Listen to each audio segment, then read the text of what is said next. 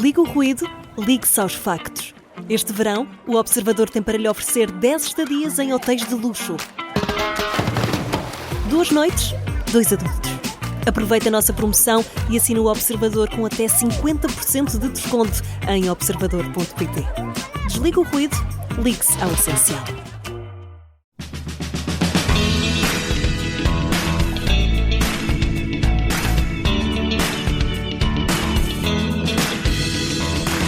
O bracarense Ricardo Costa, CEO do Grupo Bernardo da Costa, um dos líderes nacionais mais conhecidos no tema das boas práticas no trabalho, foi considerado um dos gestores mais influentes e de maior sucesso com menos de 40 anos em Portugal, há uns anitos. Autor do livro A Felicidade é Lucrativa, defende que passamos a maior parte da nossa vida, enquanto estamos acordados, a trabalhar. Não faz sentido que essa parte da nossa vida seja infeliz. É também conhecido por ser chairman do Quanto Custa, fundador da primeira Academia da Felicidade no país e por oferecer férias tropicais aos seus trabalhadores. Convencido que a felicidade é a prática de gestão que conduz a mais produtividade e lucro para as organizações, não tem qualquer dúvida de que a felicidade é lucrativa e que as pessoas devolvem à empresa em dedicação aquilo que delas recebem. Vamos conhecer melhor este CEO que defende que aumentar o rendimento líquido dos trabalhadores em Portugal devia ser um desígnio nacional. Olá, Ricardo, e bem-ajas por ter aceitado este meu convite. Bem-vindo à Rádio Observador. Olá, João, muito obrigado pelo convite. É um grande prazer estar aqui a falar contigo. Devo dizer que, porque, Ricardo, tu és daquelas pessoas que não só vai defender uma ideia e defender, por exemplo, esta que eu disse, tu dizes mesmo salário, não é a mesma coisa que eu percebi contigo, não é a mesma coisa que o rendimento líquido do trabalhador ao fim do mês. Certo, sim. São coisas diferentes, mas aí temos que lutar por... É um desígnio, tem que ser um desígnio. Temos todos que pensar nisso e procurar governos, as empresas, os privados. E os trabalhadores também. Porque isso é que atrai talento, isso é que é óbvio. Mas, Ricardo, é óbvio que as pessoas sabem isso há muito tempo, mas ainda há muito unhas de fome e o governo não quer largar muito, os impostos são aquela carga, como tu dizes, pornográfica.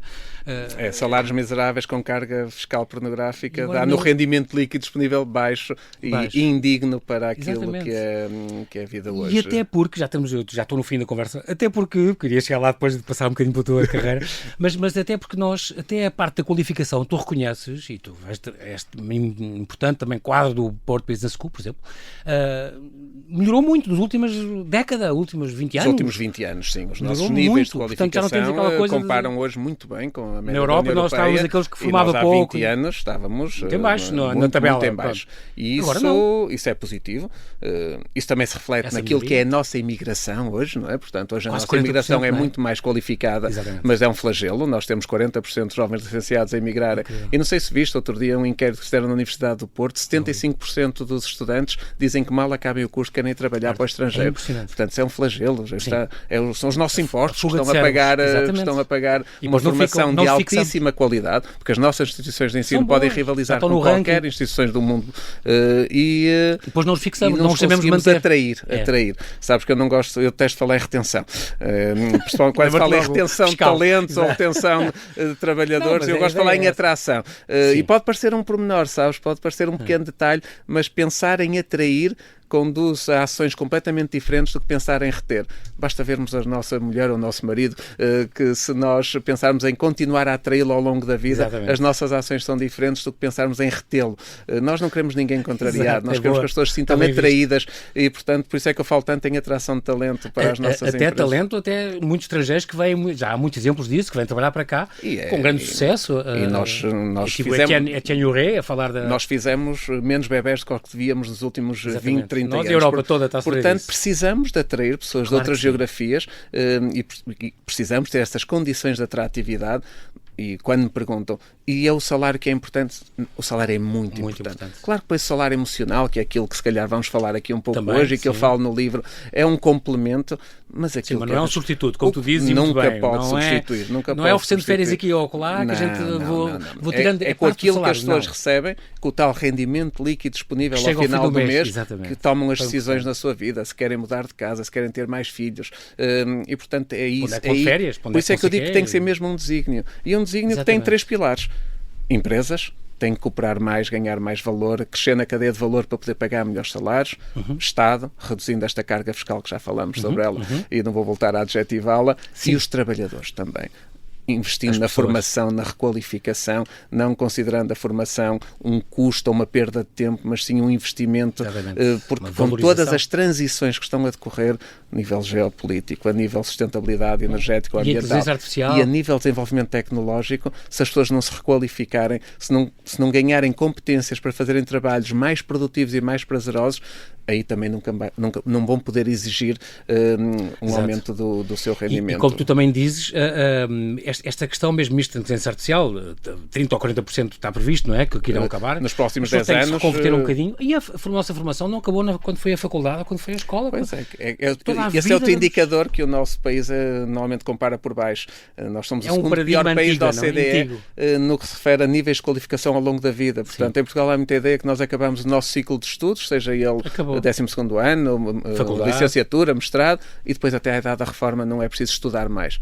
Completamente errado. É um paradigma era antigamente, hoje em dia já não é isso. Não pode. Mudou todo o paradigma do trabalho, mudou nas últimas décadas. O novo normal é a mudança, não é? Sim. Eu digo muitas vezes que aquela frase de Darwin, que não é o mais forte nem o mais inteligente que vence, mas aquele que se adapta melhor à mudança, nunca foi tão válida como hoje. Nós temos tanta mudança, o novo normal é a mudança, e por isso as pessoas precisam de perceber que também as suas competências têm que ser alteradas, requalificadas, precisamente para fazer face a essa automatização, digitalização, inteligência artificial, que vai substituir muitas das atuais funções, das atuais profissões.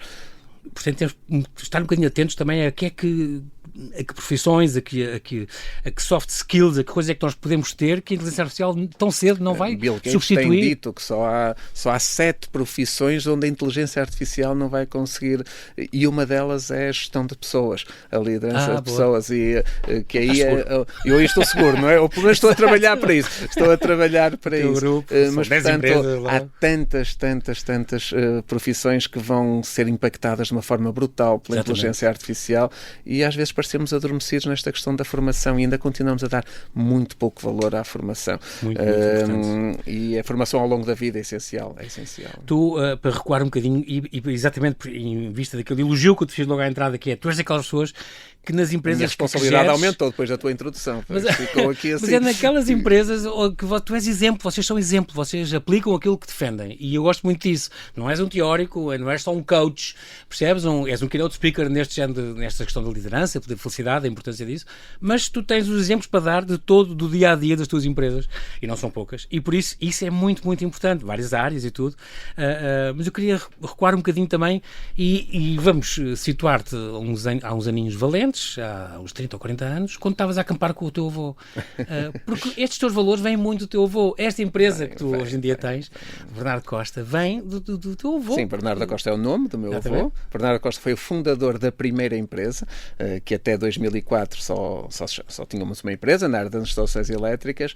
Mas sim, quer o campismo em Viana do Castelo, no Inatel do Cabedelo, quer aquelas tardes ao fim da escola na oficina com os rolamentos e a montar carrinhos de rolamentos, e arranjar as luzes depois ia treinar, reparar as séries de Natal, as lâmpadas. Tu almoçavas em casa dele mesmo na primária e ias almoçar à casa dos teus avós? Sim, porque a minha escola eu ficava a 1 quilómetro a pé da casa dos meus avós, e portanto eu vivi muito, e depois percebi que o meu pai e o meu tio também os praticavam no dia-a-dia. Portanto, o meu avô já não trabalhava quando eu nasci, o meu avô já não trabalhava, mas o convívio com ele e a prática do meu pai e do meu tio daquilo que se vivia no dia-a-dia da organização, e depois os almoços com os trabalhadores em casa, os convívios ao fim de semana, irmos até à Apúlia, que é a praia mais próxima de Braga. É extraordinário, com os empregados, com os funcionários. Tudo isso fez parte do que sou hoje, ou começou a moldar, porque eu digo muitas vezes, as hard skills nós aprendemos com mais ou menos dificuldade. Sim. Vamos para a universidade ou vamos para a escola de formação. Acertando, como tu dizes, também se aprende assim, os valores, aquilo que nos molda, a nossa essência, aquilo que nós somos no nosso interior, e isso...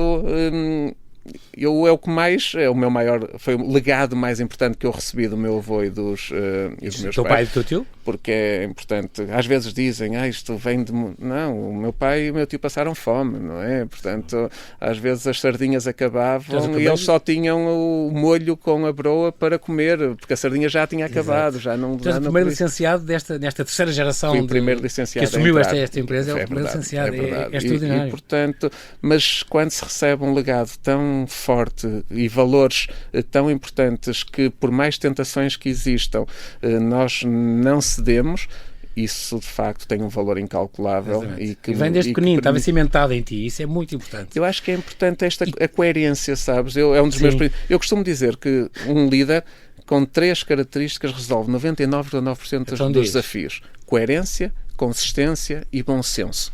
Okay. O bom senso, há quem lhe chama agora empatia, inteligência emocional. Eu gosto de lhe chamar bom senso. Sim, sim. E é verdade, se nós praticarmos aquilo que dizemos, se nós formos consistentes ao longo do tempo e tivermos o bom senso de analisar as situações de uma forma fria, de não olhar só para o nosso umbigo, só para aquilo que nos está a causar a nós, mas pormos no lugar do outro, calçando os sapatos do outro, grande parte das situações, dos desafios, do que se chama problemas. Eu hoje já não chamo problema. O que aconteceu ao meu irmão, para mim um problema tem que ser algo muito mais sério do que isso. E, portanto, o que nós temos são desafios. São desafios. E com estas 3 características eu tenho resolvido grande parte desses desafios. É engraçado porque há outra coisa que eu gosto muito e admiro muito em ti, Ricardo, vou dizer já. A tua humildade quando dizes... Eu assumi aquilo, uma empresa minha, quando eu assumi em 2002, 2011 como CEO, vinha todo lançado, era o primeiro licenciado, não sei o quê, uma empresa que tinha 45 anos já de funcionamento. Isto contra uma parede. Cometi imensos erros. Tive que ir aprender como é que os eletricistas viviam, tive que ter as dores deles, levar as coisas deles. No tempo do teu avô, eles andavam quilómetros, às vezes com o equipamento às costas. Iam de caminhonete e depois ainda faziam mais uma série de quilómetros a pé, às vezes. Tu dizes, não, eu não vim cá com a mania que sabia tudo, e não é bem assim. E foste aprender no terreno, com eles, e muitos empregados tinham-te levado ao colo. Às 7 da manhã tinha que ver o bagaço com eles ou ir para as obras. Uma coisa que para mim aquilo queimava-me todo por dentro, mas aquilo fazia parte da tradição. Não é? Quase todos eles andaram comigo ao colo. Eu não queria ser o filho do patrão e o neto. Eu queria ser um como eles. E aprendeste a duras custas. Para eles me respeitarem pelo que eu era e não por ser filho do patrão. Por ser filho do patrão. E por seres consistente, chegaste. Mas também gosto que o consistente que tu falas, e tu és de facto um exemplo de liderança, a tua consistência não é a tua teimosia em certas coisas. Tu dizes, eu ouço toda a gente. Sim. E às vezes muda a opinião. E mudo. Tens a humildade de dizer, claro que sim. Alguém não é alguém dizer, não gosto. Não, é dizer, não gosto, porque acho que o caminho devia ser... Tem que me apontar um caminho alternativo. Sim. Eu reajo muito mal à crítica destrutiva. Ou não por ser não, só por ser do contra. Sim. Mas um não com um caminho alternativo tem toda a minha atenção. E tu às vezes mudas e dizes, não, de facto por aí até mais faz sentido. Muitas vezes. Sabes que uma coisa que se diz dos empresários é que é a profissão mais solitária do mundo. E eu ouço isto e digo, eu nunca me senti solitário. Porquê? Porque eu partilhei tudo final, com a minha... Tive que tomar decisões em casa, em momentos mais... E há decisões que eu tive que ser eu a assumi-las. Mas nunca me senti sozinho.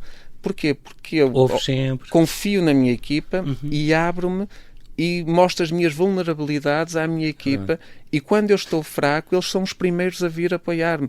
Portanto, esta história de estarmos sozinhos porque somos empresários, é verdade que assumimos responsabilidades que os colaboradores não assumem, principalmente os avais bancários que nós temos que dar para que, muitas vezes, para pagar, quantas vezes no passado, para pagar salários era preciso ir à banca e, portanto, era preciso atravessarmos. Nessas situações, sim, mas no dia-a-dia eu nunca me senti sozinho. Precisamente porque eu era mais um da equipa. E sempre ouvi é o tal give back, não é? O giving back é... Sentiram-se apoiados por ti. E eles devolveram-me da mesma forma como... E por isso, quando nós, por sermos líderes, não temos que estar num pedestal, não temos que ter títulos. Eu digo muitas vezes... És do Ricardo, não é? Há muitos que te chamam por tu. Há 20 anos que eu pedi sempre... É o que faz lá fora, Ricardo. É o que faz nos Estados Unidos, sabes o que é? Qual foi o trigger? Eu acho que nunca contei isto, não em nenhum podcast. Eu estava em 2005, recebi uns fabricantes da Bulgária e alguém me chamou engenheiro. E eles percebiam mais ou menos o português e começaram-se a rir. Mas aqui é engenheiro, tu não és o Ricardo. Aquilo fez-me um trigger ali. Olha, a partir daquele momento ficou proibido doutor, engenheiro, arquiteto no grupo. Portanto, já vão 20 anos. E de preferência por tu. E nunca é falta de respeito isso, porque outra ideia que se cria, tratar por tu é falta de respeito. Não, tratar por tu é uma proximidade que nós criamos que desbloqueia um conjunto de situações. Em 2004, de facto, fez agora 20 21 anos, já estavas na empresa há 2, foi aquele ponto de viragem, quando tu aí tiveste também uma jogada, foste para Madrid, numa feira de segurança. Foi em Madrid, um desafio de abrir uma empresa na área da segurança eletrónica. O teu pai e o teu avô era a parte só de... Eletricidade, instalações elétricas. Pronto, instalações elétricas, civil, e agora seria distribuição, portanto, uma nova área de negócio e também um novo setor na área da segurança eletrónica. Que hoje chegou, pois, entretanto, a 70% da vossa faturação. E hoje somos líderes ibéricos, com a IBD, que esteve para acabar por 2 vezes, uma delas quando... Por causa das crises? Não, então... olha, ao fim, portanto, maio de 2004 criámos a empresa, contratamos um comercial e ele em outubro decide ir para a concorrência, para uma empresa espanhola. Eu nem era assalariado dessa empresa, ele era o único. Eu pensei, vou fechar isto, mas decidi, olha, deixa-me procurar um novo comercial. E fomos buscar um senhor de 61 anos na altura, já muito experiente, que fez catálogos com uma fotocopiadora e colagens de extintores e sinalética, foi para a rua com aquilo debaixo do braço e foi assim que começou. Incrível. E 1 ano depois, nós só tínhamos um fornecedor que era essa tal empresa que nos desafiou. Essa tal empresa, a espanhola, achou que nós fizemos um trabalho interessante e decide implantar-se ela própria em Portugal. Portanto, o nosso único fornecedor passa a ser nosso concorrente. E mais uma vez, eu digo, para que é que eu estou com isto? Eu tenho a empresa do meu avô, vou deixar cair isto, não devíamos nada a ninguém, felizmente.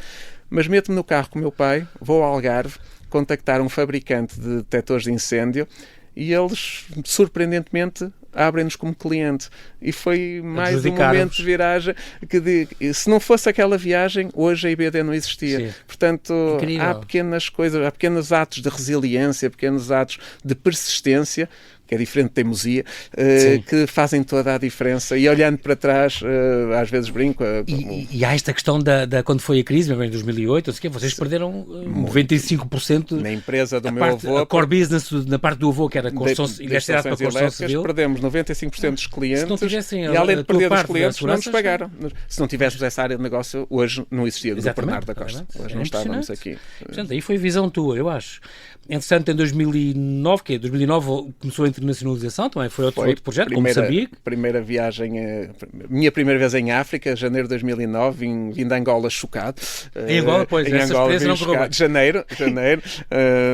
Ainda por cima, uma coisa curiosa, eu fiquei na casa de uns diretores de uma empresa que já estava há muitos anos em Angola, a Casais, um grande grupo de Braga também, e eu cheguei lá a 5 de janeiro, não estava ninguém em casa, porque tinham todos vindo passado Natal a Portugal, dos expatriados. Então eu cheguei a casa, eu tinha para ir lá a casa em Viana, tinha para ir 1000 baratas em casa. O meu quarto, a minha cama, o meu quarto de banho estava cheio de baratas. A maior parte delas já mortas, é verdade, porque não tinha estado durante 15 dias ninguém em casa. E aquilo foi a minha chegada à África. Mas vim de Angola um pouco descrente em África. Daquelas que voam, exatamente. Eu levava rede mosquiteira, levava tudo. E 3 meses depois fui a Moçambique e apaixonei-me pelo país. Apaixonei-me pelo país e saí de lá já com a empresa criada. Portanto, abril de 2009, até 2013 ainda correu lá. BC Moçambique. Em 2013 fui assaltado pelos PRMs, chamavam-se os cinzentinhos, que era uma das polícias de Moçambique. Aquilo traumatizou-me, o negócio também não estava a correr muito bem e vendi aos meus sócios a parte toda no dia a seguir a esse episódio. E voltei a Moçambique há um mês atrás e cheio de saudades e hei de voltar a fazer alguma coisa em África porque eu adoro a África. Entretanto, tu estás em Marrocos, Camarões, Espanha, Brasil e agora a começar em Itália. E o Benelux em breve é uma coisa que tu também... O que nós temos identificado para progresso e crescimento da IBD é a Itália agora, depois Benelux e depois França.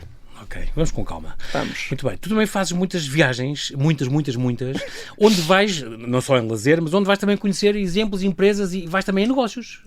Grande parte das viagens foram em negócio, que eu depois transformava pelo menos uma manhã, uma tarde em algum lazer para conhecer as culturas, conhecer a história. Muito bem, já lá vais com 88 países. É verdade. Até aos 50 querias 100, portanto ainda falta o quê? Faltam 12, 3 anos e pouco, dá 4 por ano. está mais ou menos a bater certo. Vamos ver se não vem nenhuma pandemia que nos impeça de viajar, que fecha as fronteiras. Mas muito do que eu são as viagens que faço. Aquela frase que diz que viajar é a única forma de nós gastarmos dinheiro e não ficarmos mais pobres, é mesmo verdade, porque as viagens fazem muito, muito aquilo que eu sou hoje. As tuas viagens, concretamente, 88 países, é obra. Aliás, esta entrevista está atrasada uma semana, porque tu acabaste de chegar do Camboja, do Vietnã Laos e do Laos, que gostaste imenso. Adorei. Diz-me assim, dos países, quase 100, tu estás com 88 países, é impressionante. A experiência assim mais incrível que tenha acontecido, de boa. De boa. Tens muitas, com certeza. Lembra-me uma assim, olha... Aquela que me ficou na Lapónia. Senti-me criança outra vez. Na terra do Pai Natal, com os huskies, com o Pai Natal, com as renas. Do outro lado. Marcou-me. Foi no Natal 2021 e essa ficou... Eu costumo dizer que está em primeiro lugar. Olha, e a experiência mais pela negativa, o país onde tu já não voltarias nunca? Se calhar Paraguai. Detestei Assunção, achei uma capital feia, não achei nada de interessante, espero que não esteja nenhum paraguaio a ouvir, mas foi... Apesar de falar algum português, diz que lá tem um espanhol meio portuguesado. Sim, mas achei o país sem alma, não me ficou, não volto de certeza. Que coisa mais estranha que tu comeste? Olha, foi onde estiveste agora a comer uma tarântulas e aquelas coisas. Pronto. Eu tenho um estômago muito sensível, portanto tenho algum cuidado. Então, mas vi percevejos nesta última viagem e queriam-me que eu comesse... Não, vivos. E queriam que eu os comesse diretos. Não, de todo. Mas gafanhoto já comi na Tailândia. Gafanhoto na Tailândia. Diziam que era uma iguaria, que tinha mesmo que comer. Mas eu... essas coisas prefiro evitar. Como é que tu, há quem te considere uma personalidade mais influente em Portugal no LinkedIn? O LinkedIn é só e mais nada a rede social profissional de referência. Porquê é que dizem isso? Porque tens milhares de seguidores no LinkedIn? Sim, porque a viver em Portugal acho que sou a pessoa mais seguida, portanto... O português mais seguido é o António Guterres. Isso eu sabia. É, o português mais seguido no LinkedIn é o António Guterres. Dizem que eu sou o segundo português, mas a viver em Portugal a pessoa mais... Okay. Olha, isto começou na pandemia. Lembro-me ali na primeira semana de confinamento. Eu não usava muito o LinkedIn, mas nessa semana comecei a partilhar aquele estado do que vai ficar tudo bem, o que é que vai ser de nós, será que... a comentar algumas medidas do governo de apoio às empresas no contexto da pandemia, e aquilo começou a ganhar alguma atração, depois fruto do Departamento da Felicidade que nós já tínhamos criado, porque é importante falar sobre isto, não é? Porque hoje em dia fala-se muito de felicidade, de bem-estar. Quando nós criamos o Departamento da Felicidade, chamaram-me de tudo, não é? Chamaram-me de louco, 2017. Nós começamos as viagens lamechas, pouco profissional, que nunca poderia num organograma de uma empresa Tenho. Ainda outro dia saiu uma grande reportagem e teve alguns empresários a querer bater-me, não é? Porque não podes dizer isso. Mas eu acredito mesmo. Da Associação Empresarial do Minho e tal, embaixador de Braga. E sabes que eu, quando era presidente da Associação Empresarial do Minho, nós fomos a única associação empresarial que defendia que o corte fiscal, que o choque fiscal devia incidir sobre o IRS. E não quando todas as associações empresariais, e então tinha alguns associados, como é que o Ricardo vai dizer isso? Mas era aquilo que eu acreditava e que a minha Comissão Executiva também acreditava. Mas curiosamente, 3 anos depois, quando estávamos na campanha para as últimas legislativas, as 2024, já todas as associações empresariais diziam, não, o IRS é importante, portanto temos que baixar o IRS. Mas eu acredito que já falámos sobre isso, já falámos do quão importante é as pessoas terem um rendimento que lhes permita ter uma vida digna. Claro que sim. É muito engraçado porque em 2017 foste pioneiro, de facto, criaste no teu grupo o primeiro departamento da felicidade. Isto é muito importante e veio numa viagem que tu fizeste, mais uma, ao Dubai, então. Ao Dubai, sim. Eu percebi que em Abu Dhabi existia um Ministério da Felicidade. É extraordinário. E pensei, se houve um país que teve a coragem e a audácia de criar um Ministério para cuidar da felicidade dos seus cidadãos, porque é que uma empresa... não podemos desenquadrar isto da cultura que eu recebi do meu pai, do meu tio, do meu avô, porque é que nós não havemos ter um departamento da felicidade consagrado no organograma, com budget próprio. Eu vou fazer isso na realidade. Eu digo muito, o meu avô tinha um departamento da felicidade em 1957. Ele é que não o chamava como tal. E a tua avó era a presidente do Clube de Fãs. Era a presidente do Clube de Fãs, exatamente. Ela é que cozinhava ao sábado. Ela é que cozinhava. Nos convívios, por isso... e então foi assim faz que falta nasceu. O Ministério da Felicidade cá. E foi um exemplo muito extraordinário que tu apanhaste. Foi. E hoje em dia vejo câmaras municipais com a criarem departamentos da felicidade. Penedone também criou. Recebi uma mensagem de LinkedIn no outro dia. Pedro Pimpão é o presidente da Felicidade também. Em Pombal. Hospitais, o LIS também já estão a criar gabinetes da felicidade. Eles vão partilhando comigo no LinkedIn e, portanto, fico feliz a nível empresarial, sem dúvida. Mas principalmente pela cultura estar a mudar. Por percebermos que nós temos que valorizar o principal ativo que temos na empresa, que são as pessoas. Como tu dizes, as empresas não são... Sim, não é recursos humanos. Também é quase como a retenção. Também fico um bocado a urticária. Pessoas. Nós temos de tratar as pessoas como pessoas. As empresas são feitas... São pessoas. São pessoas, é isso mesmo.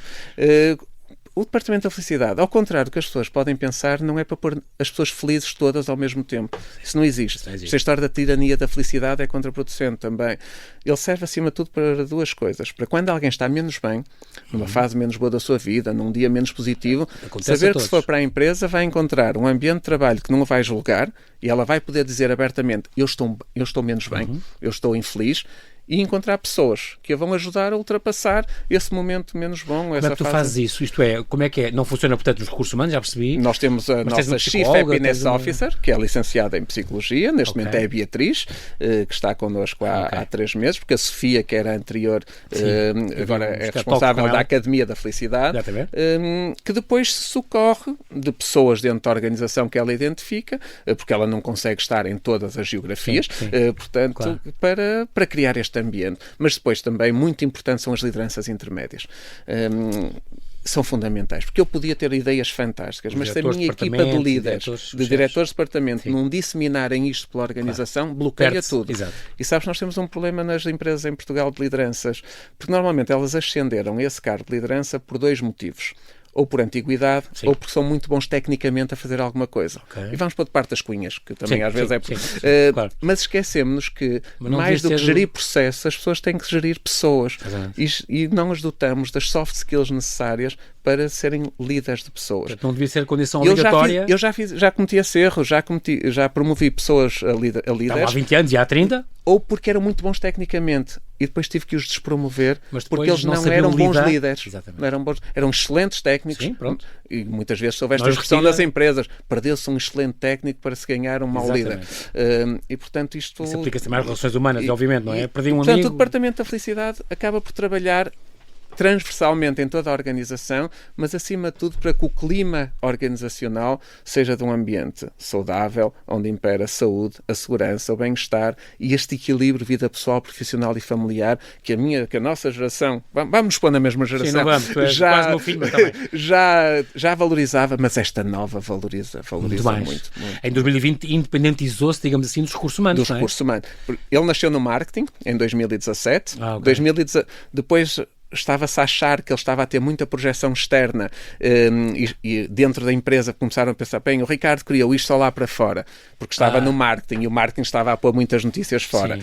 Passei para os recursos humanos e em 2020 autonomizou-se para estar... E tu ainda deves sofrer imenso com os teus funcionários lá fora, devem estar um bocado invejosos de certeza que há algumas invejas a dizer: o Ricardo só liga, vocês têm tudo, como falam entre eles. Há alguma, porque em Espanha não temos propriamente um departamento da felicidade, mas isto é passo a passo. Lá está, o departamento da felicidade nos últimos 8 anos, eu já disse, já esteve em 3 sítios diferentes, mas também já percebemos que nós em 2017 o que era o departamento da felicidade? Descarregar benefícios para cima das pessoas. E a pensar que todos iam valorizar. Uma questão da viagem e outros.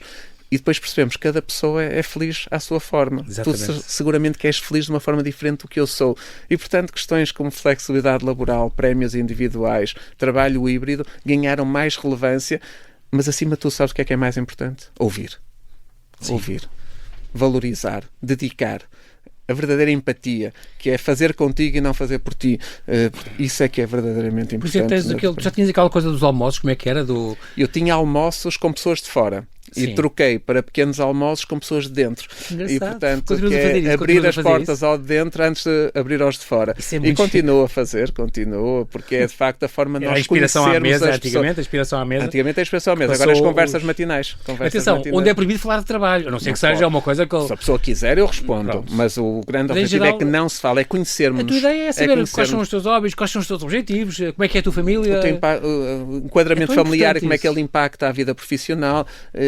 é fundamental nós conhecermos quem temos connosco. E às vezes nós temos pessoas de 5, 10, 15, 20 anos e não as conhecemos. Já tens tido surpresas agradabilíssimas com gente? Muito. Saber que questões familiares importantíssimas, mas que moldam a pessoa e que depois impactam na vida profissional. Cada pessoa é diferente da outra.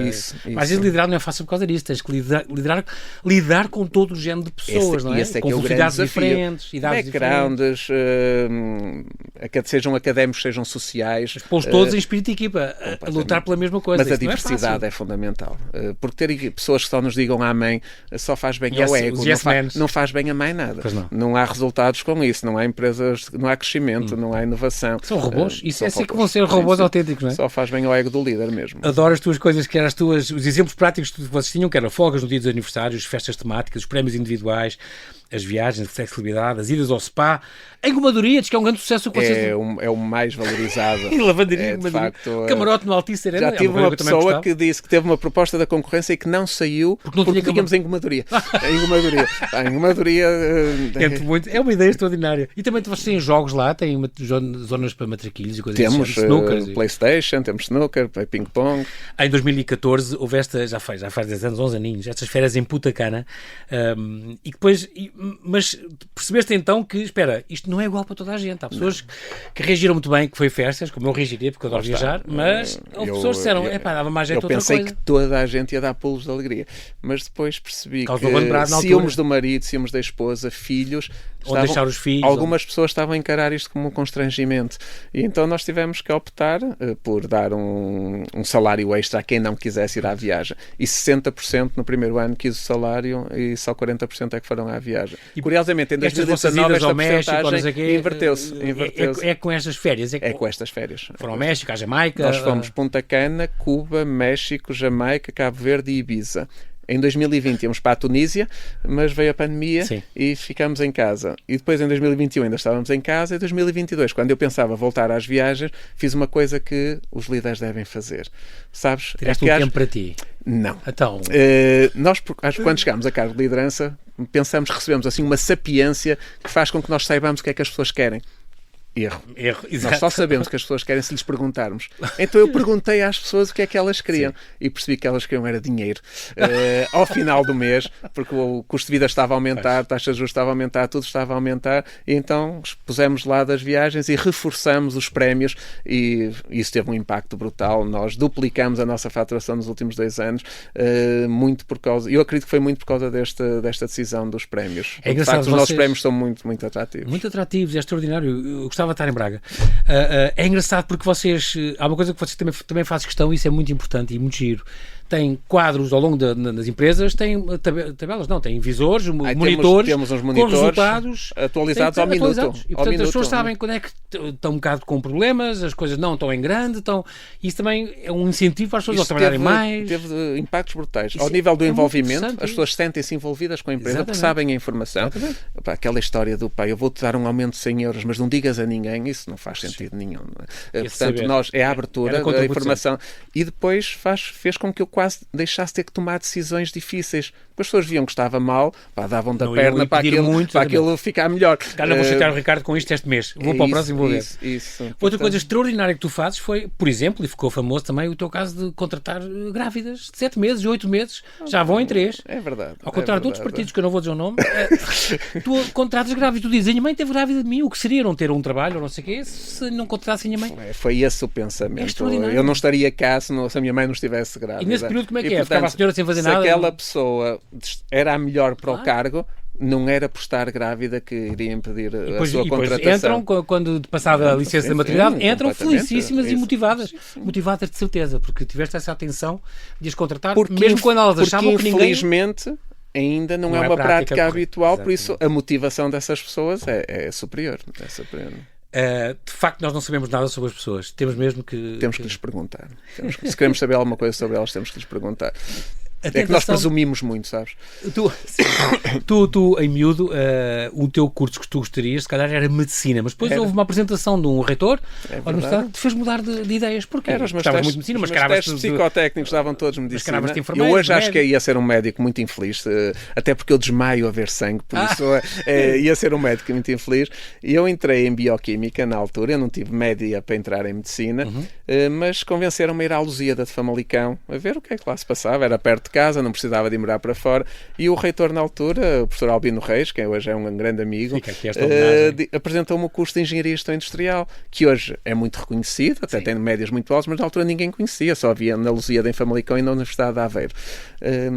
E ele disse-me que era o curso da Clínica Geral da Engenharia, porque tocava vários pontos da engenharia.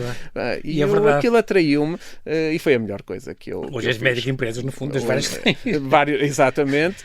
E depois permitiu-me também, na Lusíada, aquela minha veia associativa, candidatar-me logo no segundo ano a presidente da Associação Académica, ganhei por 5 votos, contra o responsável máximo da Tuna, o Magister da Tuna, que é assim que se chama. E isso, a associação foi fundamental para mim. E é um dos teus hobbies, o associativismo para ti é uma coisa muito importante. Desde sempre, desde essa altura, porque deu-me uma competência que é motivar pessoas a trabalhar sem ter muito para lhes oferecer. Exatamente. Eu na altura só tinha esperar nada em troca. É isso. Eu só tinha uma cerveja para lhes oferecer e eu tinha que os convencer a trabalhar. Nós organizámos muita coisa, workshops, semanas da queima, semanas de recepção ao calor, gestão do próprio bar da associação. E por outro lado, permitiu-me pôr em prática tudo aquilo que eu aprendi até a teoria. E portanto, eu quando acabei o curso, eu tinha uma bagagem prática que foi fundamental para a minha vida. E a política? Tu estavas um bom político, ias ganhar um 10º, mas estavas um bom político, Ricardo, nunca te passou pela cabeça. Tu és cônsul honorário do Kosovo, do Kosovo, sim. Mas isso é mais diplomacia económica. Passou pela cabeça. Tenho recebido felizmente, muitos convites de vários quadrantes políticos. Tens boa imagem, tens boa prática, só que de facto nós chegamos a uma altura que nos deve entristecer a todos, onde a atratividade que nós já falámos aqui nesta entrevista ou nesta conversa.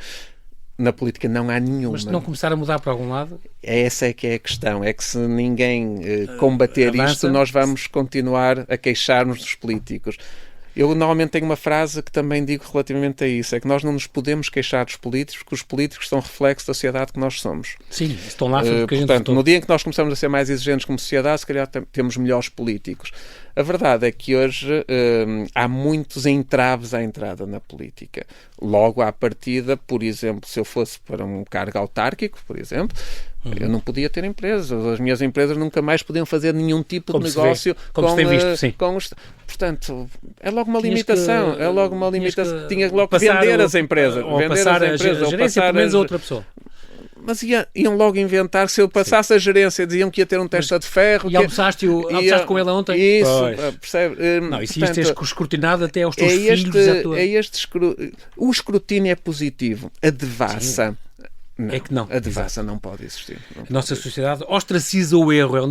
Vou terminar, tenho um minuto, 2 ou 3 ideias que tu defendes muito.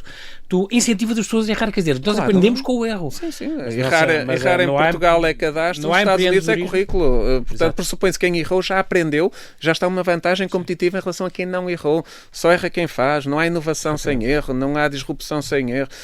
Se errar 2 ou 3 vezes na mesma coisa, já é uma decisão, já não é um erro. Portanto, já tem que ser encarado. Errar e inovar estão umbilicalmente ligados, como tu dizes. Verdade. É extraordinário. O giving back, que tu dizes, que eu só me lembro da Rosalina Machado, que era aquela CEO da Ogilvy. Nós devolvermos à sociedade aquilo que a sociedade nos ajudou a conquistar enquanto organização é fundamental. Portanto, o movimento giving back é algo que faz parte... Porque a Rosalina, a primeira mulher empresária de uma multinacional, porque é que é presidente da Sociedade Portuguesa de Esclerose Múltipla? Sim. Tenho um marido extraordinário, um marido maravilhoso, uns filhos maravilhosos, tive sorte de ter um pai, uns avós extraordinários. Não devolver algo, não é? O que é que eu tenho que dar à sociedade? Tenho que dar alguma coisa, é extraordinário. Muitas vezes não somos livres a liberdade nas empresas, é uma coisa que também é uma das tuas batalhas. É a maior conquista do ser humano. O gostar de pensarmos, sentirmos e dizermos exatamente a mesma coisa. Isto às vezes em trabalho é difícil, porque pode haver represálias, porque há respeitos humanos, porque julgamentos. Se eu disser não sei o que é do meu chefe, vou para a rua que se ele sabe. Esta coisa do Shark Tank que também tinhas na tua empresa, uma coisa parecida. Sim, isto é uma coisa que existe. É o intraempreendedorismo, que eu acho que é fundamental. Às vezes pensa-se que para sermos empreendedores temos que criar uma empresa. Não, nós dentro das nossas organizações podemos empreender e depois aquilo, se essa ideia, se esse conceito vingar, pode-se autonomizar e aí sim ser uma empresa. E, portanto, o intraempreendedorismo para mim é fundamental nas empresas e no mundo dos negócios. Muito bem. Não se transforma uma empresa numa empresa feliz de um dia para o outro. Portanto, não, isto é importante. É cultural. É a cultura. E a cultura demora muito tempo a enraizar-se, a consolidar-se, porque há muitos desafios, há muitos contratempos e se não for cultural, desmorona-se como um castelo de cartas. Dia 14 de junho, tu vais dar uma talk, vais falar em uma palestra todo o dia, é todo o dia. É todo dia, sim. Das 9 às 19, eu vi aqui que estava agendado a falar. Com a Sofia, sim. Na vossa sede? Em Braga, sim. Já fizemos em Lisboa e agora vamos fazer em Braga. Basicamente para mostrar o que nós somos. Quem queira saber, vai colar o site que os podem... Academia da Felicidade. Academia da Felicidade. Isso muito mesmo. bem. Por isso, para estarem atentos, já sabe, dia 14 de junho, então, Ricardo Costa vai estar em Braga a falar exatamente isso. Temos estado aqui a falar e vai falar com mais calma e mais desenvolvido desta parte que é tão importante. Ricardo Costa, quero agradecer muito a tua disponibilidade em ter vindo aqui à Rádio Observador. Foi um gosto enorme estar aqui. Foi um grande prazer e és um grande exemplo e obrigado. as pessoas possam obrigado ouvir mais pelas vezes. Tuas palavras. Bem, obrigado, até breve. Obrigado.